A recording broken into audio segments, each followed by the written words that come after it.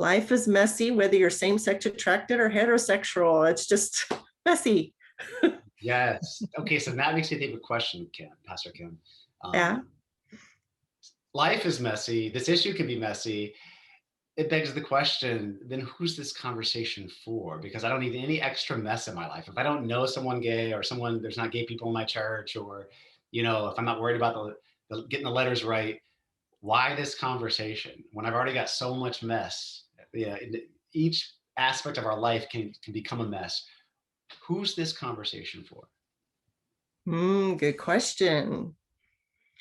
I think it's for those who find themselves surprised because they, for maybe the first time or just have not very much on a regular basis been around those who have openly shared their sexual orientation, or these things are entering into a conservative area. Of course, this is my context, and it becomes, oh my word, what do I do with this? Because it challenges our doctrine, it challenges our theology, and it speaks into how are we going to respond? How do we respond when we know that our doctrine does not affirm? What do we do? And my response is always, what can you do? What can you do? If you are a disciple of Jesus, if you are filled with the Holy Spirit, what can you do? What is the Spirit speaking into your life to do? How do you value human life? All human life, all of it. So how do you value that, and how does that carry over into all people whenever maybe how they live their life or their expressions don't match up with what was most familiar to self or the group, the conservative group.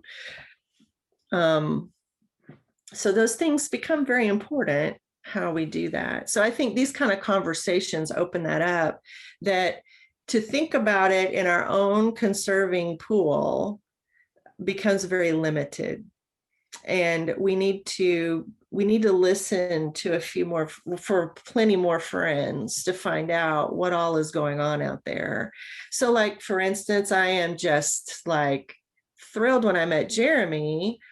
He is a gay man that goes to a conservative church, who in this church has made a small group for people that are in this LGBTQ or SSA kind of a thing, because I feel like that church answered or moved into that question, what can we do?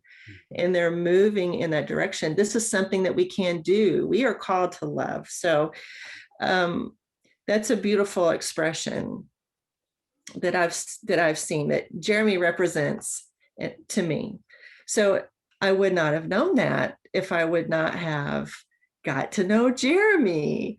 And then Marion is a beautiful friend who's actually my writing partner in my doctoral program.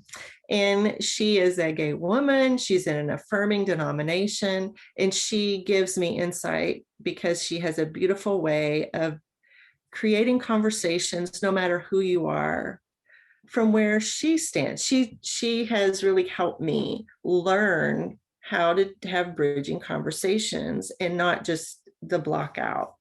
So it's so helpful. It's so helpful. And I think it helps us to do our best at loving